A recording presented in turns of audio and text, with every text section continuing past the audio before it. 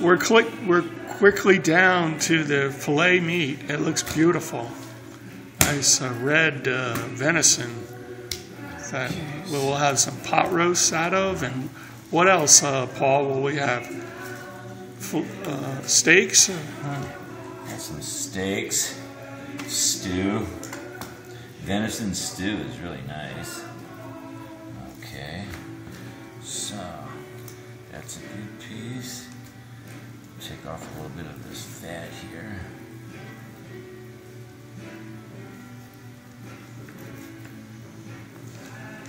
It's good to leave a little fat on for cooking ability, but I take off the majority of it, and I think that's important.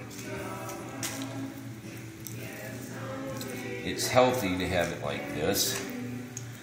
Okay. Now, not everybody does what I do. Usually this is field dressed. What that means is that you've cleaned it out in the field, right? And you usually don't have much water. So you salt them down to cure them, right? In this case, they were salted and cured, but because I'm deboning it, I'm making sure, because I got water. Oh, I can put this right here. Because I got water, I can clean it right now and know that I got good, clean meat.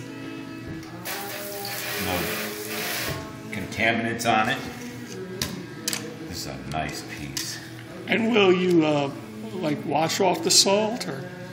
Well, as I'm rinsing it off, a lot of the salts come off, but the salt gets permeated into the meat. That's so good seasoning. Yeah, it's already partially seasoned, right? And for venison, you don't need much on the way of seasoning, right? Okay, so now did I bring little bags? I thought oh, yeah, I did. Okay, so I need a little bag like that.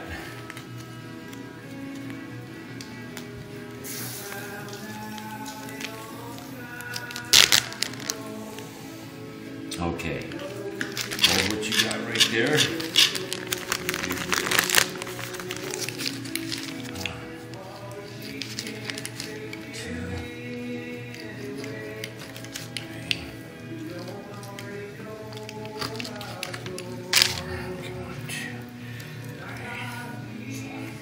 5 stewing chunks. Oh yeah. Okay.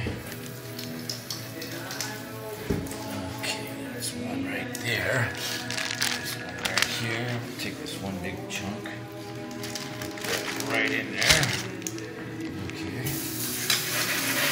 Now all those pigs that I was getting. Oh, you mean when you were in Hawaii killing pigs? Yeah. This is what I would do on every little outing, so to speak.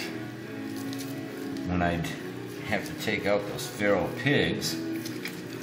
And so I would clean them,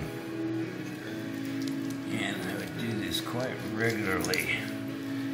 Now a lot of people go, why are you butchering that up in such pretty meat? Yeah, well, they can do it their way, I'll do it mine. Bottom line is, I'm taking all the meat off the bones, and then I can do what I want with my meat. Why do some people cook it like this, or? Yeah, some people cook it. Some people fix it different ways. You know, everybody's got their own way of cooking. I just happen to have different ways I do things, and this just happens to work for me.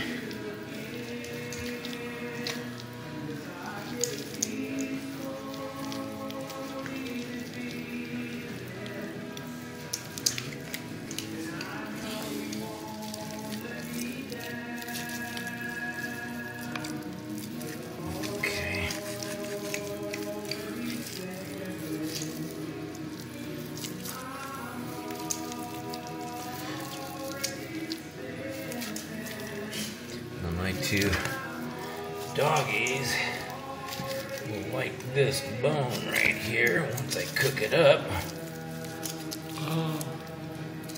Leave a little bit of meat on there, and that'll be for my girls.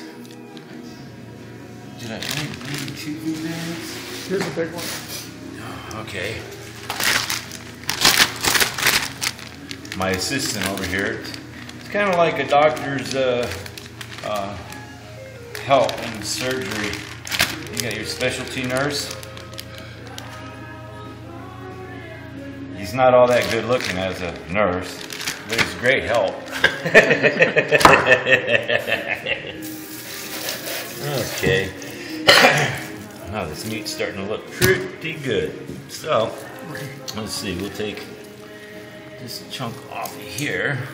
The brown meat that you see on here is only brown because of the salt. There's not a thing wrong with it, but this is the stuff that you either make your hamburger out of, so to speak. You know, you fix it like a hamburger, grind it all up, right? And some people just don't like the color of the red. There's not a thing wrong with it. See, it's red on one side, it's brown on the other side. There's not a thing wrong with it. But because other people besides me will be eating it, I think about them, go, okay, them and their queasy stomachs, I'll take care of them, don't worry about it. So all of this stuff here that I'm doing for my dogs. You know, they'll like it, boil it up. And you would cook it for your dogs. You wouldn't. Oh, yeah. You can't go raw. Yeah, I'm not gonna. You know, a lot of people do that with their animals. I'm just not one of them. I love my dogs, so I don't want them to get any kind of thing that right. might be carrying. Yeah. You know, because raw meat, even though you can feed it to your animals, they can come down with some of the same things that people can come down with eating the wrong stuff, right? So this is all looking good. So that'll be a stew. These pieces here, because they're smaller and in chunks. So just take this. This is stew bag. It smells just like beef. Yeah. It smells. It's just like we went to the store and we got cutting up steaks. Yep. Or the time I bought 130 pounds of steak to make. Oh, from one of those. To make, yeah. Yeah. We made carne asada, burritos. Yeah.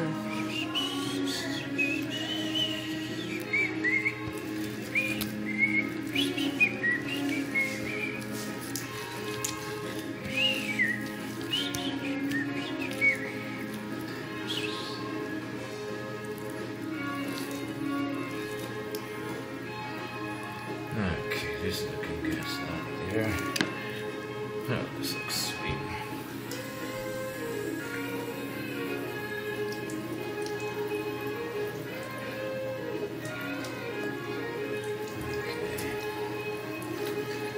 Okay, there's that. Now this looks beautiful.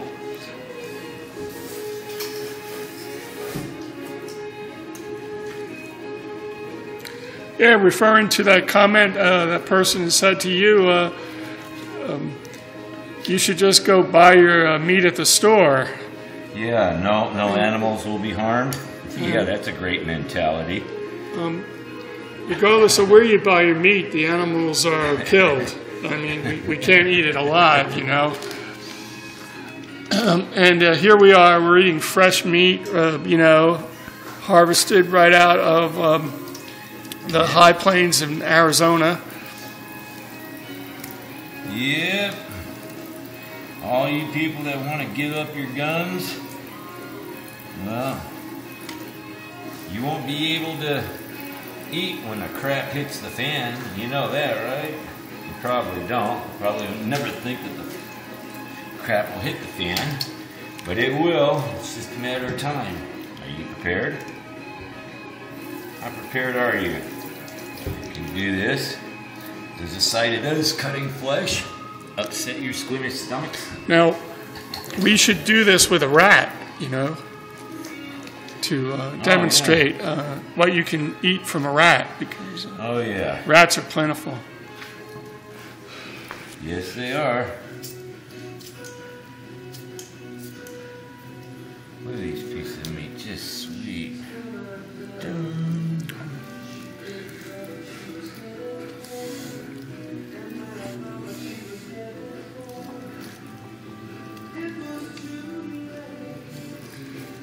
I think a lot of people are going to appreciate your work here, carving up this venison, meat. The public doesn't really think of the animal when they eat beef or they eat hamburger. They don't say, No, they bought it in the store. We're cutting up steak, They don't say we're cutting up cow, huh? Right. That's never repeated. Oh yeah, this cow was walking around one day, and then it was in a slaughterhouse, packed in, and now it's dead. And it was fattened up on hormones. This deer didn't get any hormones. It just got. It was fattened up on the real world. The real world. Okay, watch this. Lived a tough life. And, take this probably down.